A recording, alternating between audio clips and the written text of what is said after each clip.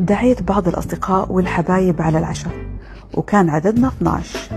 فبدأت بتزيين طاولة الطعام واخترت الشنوازلي الأزرق والأبيض والورد الوردي.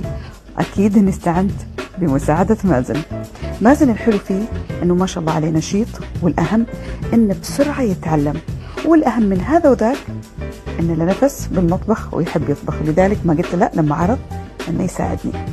دخلنا المطبخ وقررنا إن احنا نطبخ 3 أنواع من المقبلات و5 أنواع من المين كورس.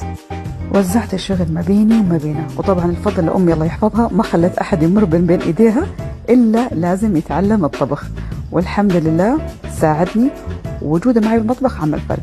خلصنا المطبخ، خلصنا تحضير الطاولة، ورحت أجهز حالي لاستقبال ضيوفي. وصرت جاهزة وصار الوقت لتحضير